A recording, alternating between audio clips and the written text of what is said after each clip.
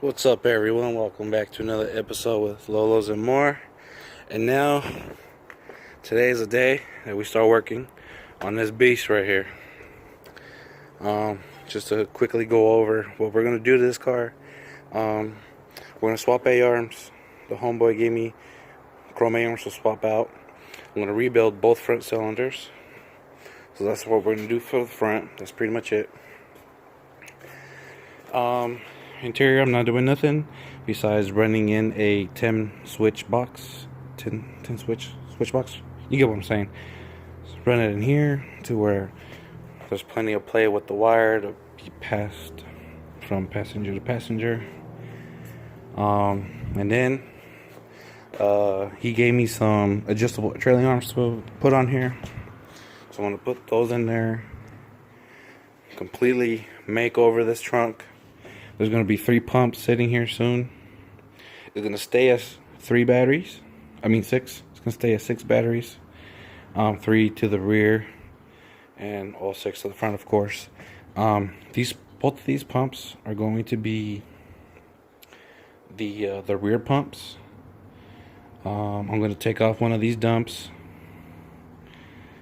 And then pretty much rebuild the other pump that I already took out, which you guys in the last video of the Monte Carlo, it was sitting right here. Put it in, and there we go. As you guys, I don't know if you guys remember, but it's the rack is just welded to the trunk floor. So I am redoing the whole thing. I'm actually going to bring the pumps forward so the homeboy has enough room, because I think he said he wants to put in like a 12, just 112 sub in there, so that he'll have plenty of room once I move them forward. So I could push them backward, but I'll just double check with him to see if he wants the pumps at the front or at the rear before I do anything, because I have all the material. This big stick right here and a bunch of material in there. But the most important thing is the bridge. So I really need to do that bridge. So that's what I'm going to do today. Bridge is the first thing on my list I'm going to knock out for this car. Why? Because, well, I'm going to tell you right now, it wasn't hard. I didn't scrape the car, but this slope is it's pretty steep. I had my son stand outside over here, and I had him tell me when the bumper was close to scraping the floor. So it took maybe 10 minutes to get the car on up here without scraping it. So bridges first, so I can actually use the rear to raise the rear and easily bring it in the garage each time without having to do that, because I don't want to do that. I don't want to have my son stand in the rain. So yeah, I'm gonna hope that cylinder sits straight after I'm done. I'm hoping that after that cylinder ripped through the factory perch, that it just moved over to the side of the way it is now. So I'm gonna hope that it did that, because I think it did. I don't know, we'll see. But I can always fix the mounting of the cylinders later.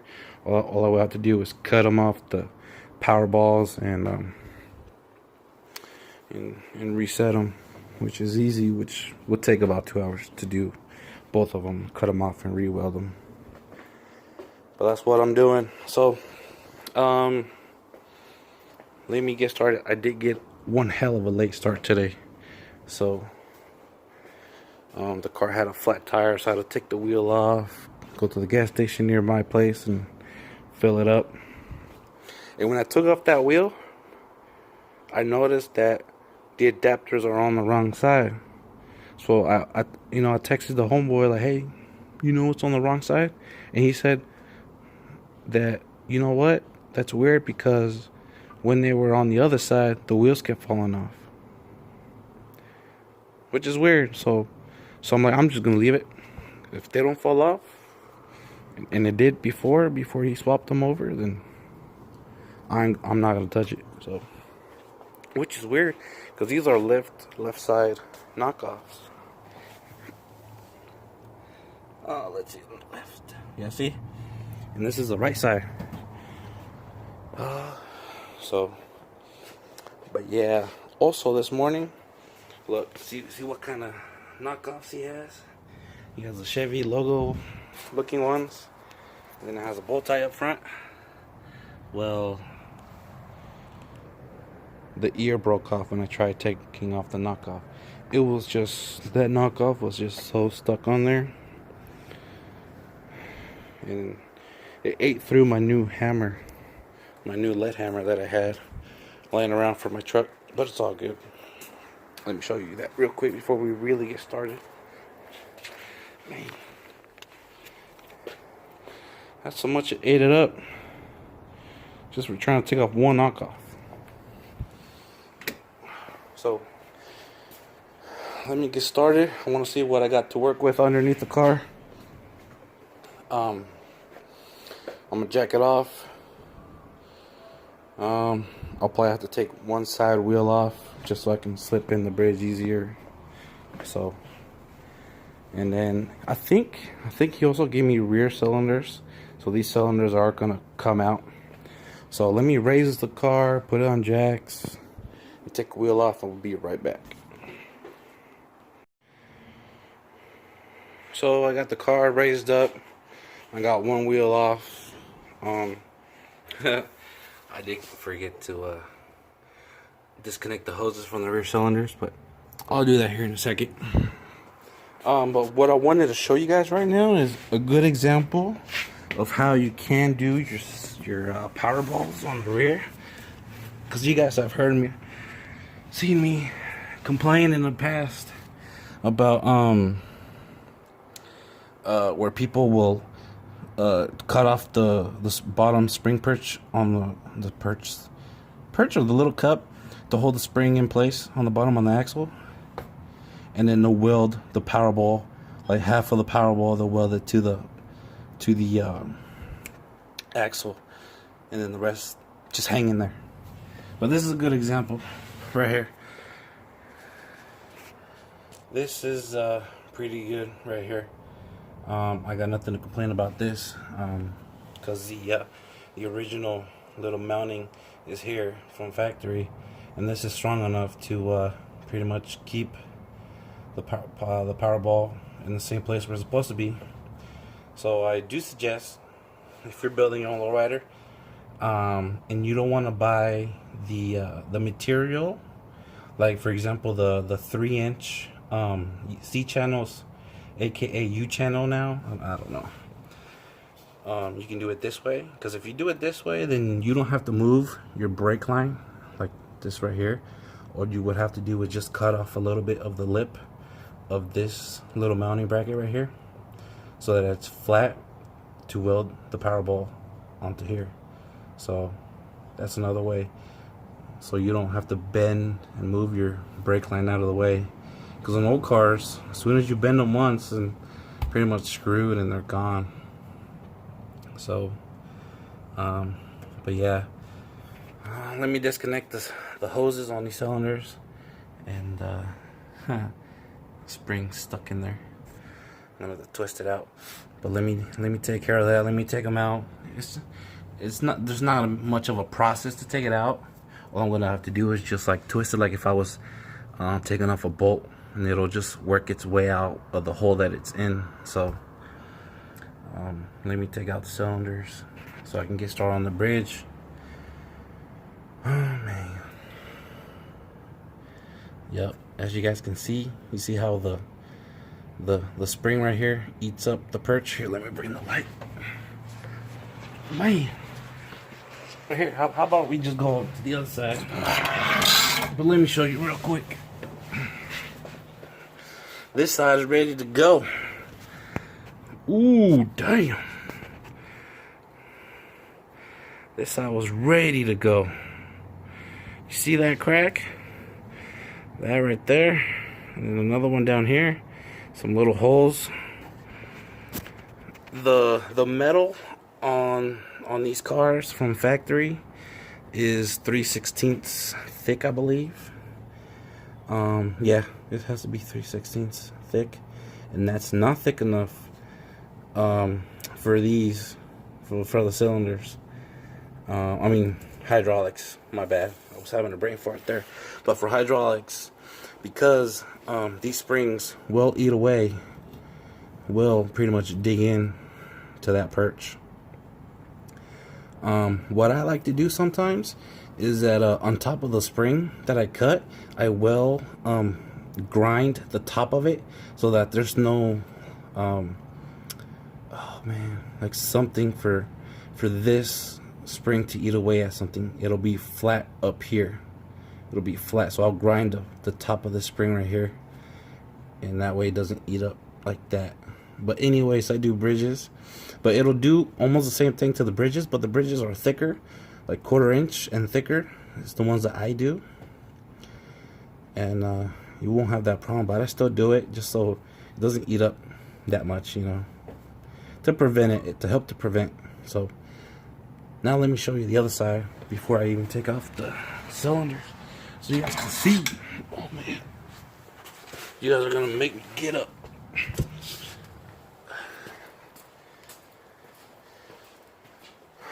And for everybody asking me for new uploads, I mean, thank you for doing that, because then I can get off my ass and actually do something. But I've been busy, so forgive me, y'all. Man, can't really tell. But you see that crack right there? Let's see, let's zoom in instead. Oh man. There we go. You see that crack? Yep. Damn. It's completely in there. You can't even tell that it's busted. So let me work this spring out and let me get started. Oh man, I got a concert to be at tonight, so let's see how fast I can do this bridge by doing it correctly. And don't worry, I don't rush my work, so, but this is the easy part. Just taking stuff out is the easy part. So let me take these out. We'll be right back. Alright, I got the cylinders out. These old school Showtime cylinders. It was yellow at one time. Oh well. So took them out, took off the power balls and the retainers for the power balls, got them on the new cylinders. These are 16s, I believe. These are 14s. And the homeboy, he bought some new cups. He didn't have to, but he did. So yep. And as you can see, the spring that was stuck in the factory perch came out really easy. I mean, it was just, all you had to do was spin it like a bolt. Just spin it off. So got these ready to go. What we're gonna do now is the bridge. So let's see. With the spring out of the way, I showed you guys this one, right? Let's see.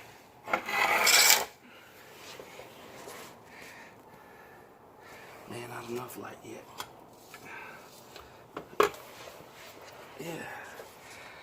My bad for moving all over the place, but yep. This one, you know, not that much longer. It would have popped right through. And now the other side. Oh man, I gotta fish myself through here. See that? Yep. Big ass circle. Popping right through. Yep. See that crack? Right there. Oh man, it's bad. Alright, so time for me to do some measurements and start cutting out the bridge. But yeah, that's how bad it got. You know, this is why you should do bridges no matter what, because within time, that's gonna happen. So, oh man. Okay. Sorry for all that moving.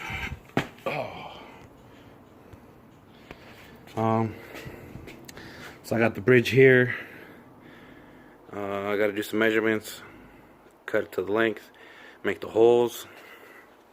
And for those that haven't really seen the other videos about doing the bridge, what I do, I take a 2-inch, I make a 2-inch and an 1/8 big hole right here.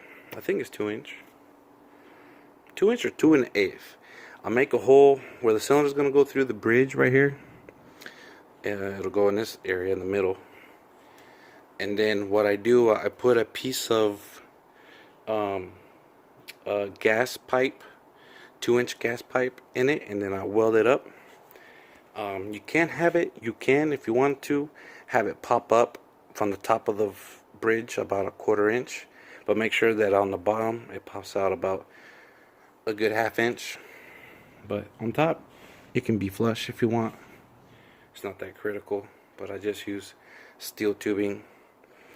That way, the bridge won't squeak. If you just make the hole and you don't put the 2-inch tubing, circle tubing, then there is a chance that it's gonna squeak. But with the tubing, it doesn't squeak. So let me cut this out, weld the tubing to it, and we'll be right back. So, dang. See that hole? That's light from underneath. Oh man, it's terrible. Alright, I'll be right back. Okay guys, it's day number 2.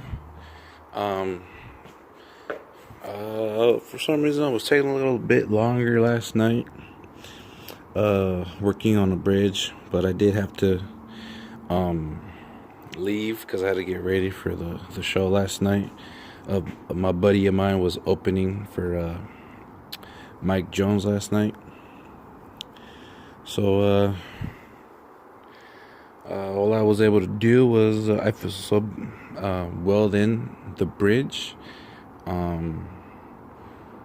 like 4 inches on this side and 4 inches on that side. So I need to finish welding the bridge in place. But I mean, it's strong. I mean, it's holding and strong.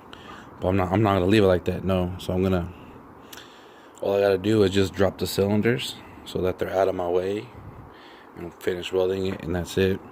I know I said I was gonna show you the bridge before I put it in, but I mean, it's pretty simple. Just cut out 1 1/8 holes and put 2-inch tubing in it. Have the tubing stick out underneath the bridge about 1/2 inch to 3/4. On top of it, it can be flush, or you can have it pop up about 1/4 inch. So let me pull this thing back in the garage and get started back on it.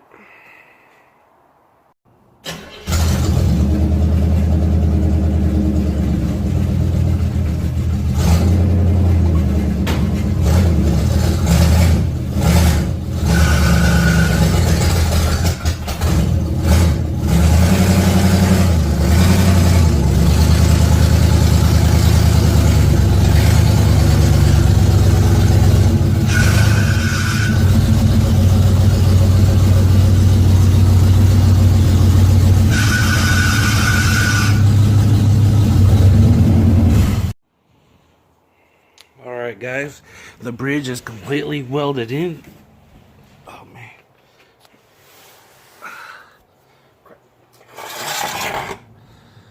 Welded in place, both sides. So now what is next is, let's see.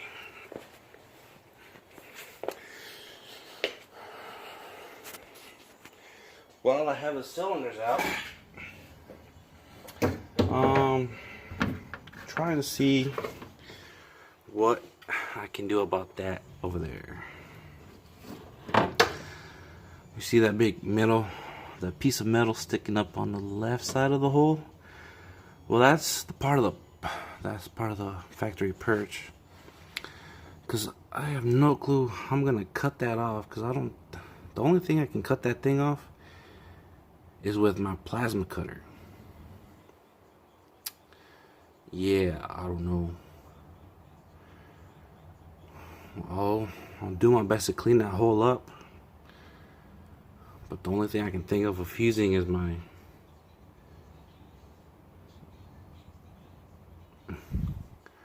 plasma. So I do need to make the hole bigger on this side, on the factory perch, so it doesn't interfere with the cylinder and the bridge, so it's not rubbing on two things, just rubbing on one thing, which would be the bridge. So how am I gonna clean up that mess? Oh well, let me see what I can think of, clean it up, and I'll show you guys how it kind of looks after. But most likely it's gonna look almost the same, just with that big piece missing. And then I'll probably hammer down the rest of that hole. We'll see what's up. So let me figure that out, and I'll be right back. Okay. So I made the hole bigger on the perch from in here, bigger, so the cylinder doesn't have to rub on that too. I was able to, well, as you guys can kind of see, is that I cleaned it up. Doesn't look as ugly as before. I have no leverage with a hammer to smack it down, so it might have to work the way it is now. I am going to paint the whole trunk black, so there's a chance you might not even see. And depending on how I'm going to set the pumps, I'm either going to set them further back. The front pump's going to be sitting straight. The side pumps are going to sit at an angle, sideways, not like tilted front or forward like it is now, because he doesn't want them like that. So I'm just going to tip them over to the angle. Looks nice and clean, because I know he wants to put a sub right in here. So yeah, I used my plasma cutter to cut out the pieces. The plasma I use is what's it called? Hypermax 45, whatever it is. Yeah, I don't know, but that's what I did. That's what I used. So next for today, I don't know. Let me think if I can squeeze anything else today, because I need to do something today.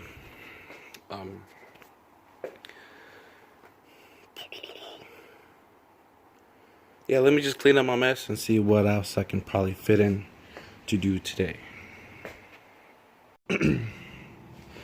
So car's back on the ground, bridge is done, cylinders are in. I put some taller springs in it so it can sit high and not low anymore until I'm done building the pumps and the pump rack. You know, then I'll put the original springs back in and it'll sit pretty low as it used to sit. So I took the switches out because I don't need the switches. I can just jump it by hand in there. I'll show you guys here in a second how to do that. It's pretty simple.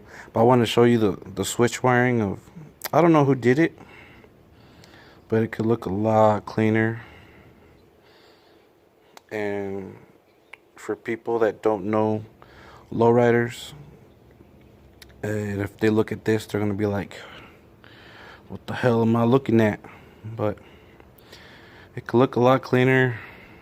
So the wires being all over the place. So, but yeah. But we're getting rid of these switches right here, because he has a pre-wired 10 switch box already. Let's see. excuse the mess. Every time I work on cars, it turns into a big mess. Well, it's in the box. I don't want to pull it out. So, but what I was going to show you guys real quick is how to jump. Say your switches ain't working, but you got power in here. You know, since I'm tearing it apart anyways, I can do it this way without having the switches. To dump it down, if your switches are not working, just pretty much disconnect the lead, the wire that's on your dump, on whatever pump you need it to go down. Grab that. Here's the wire, the power wire for the dump itself. Take it off of the wiring block. This one didn't have one. And then take that same wire and then take your 24-volt switch power wire right here, which would normally have a fuse in it right in this area, but it doesn't. It didn't. Pretty much just tap them together and it'll go down. Now to go up, all you need is to open up your solenoids, and to do that, I have an extra piece of wire here. I'm using this wire, and what I'm doing is I'm putting one end of the wire, as you see, just like this. It's not anything special. I just cut it like that. What I do is I'll put the wire right here on the S terminal to open them, and it'll trigger all of them to send power to the motor to send the fluid to the cylinders. You put one part of the wire here, and with your other hand you got the other side of the wire right here, and touch the positive terminal right there. Just touch it on the 24-volt battery, which was that wire here, because it's connected to a 24-volt power source. Connect that terminal and it'll go up. So, but if your solenoids don't work, then that's not going to happen. So, but that's one way. If you don't have switches, or if you know for a fact that your switches aren't working, so you can do it that way. Meanwhile, you wire in your wiring. Right. Well, that's it for today. That's all I'm going to do. I'm running out of time for today. Hopefully you guys liked the video. If you did, please hit that like button, and don't forget to subscribe if you haven't.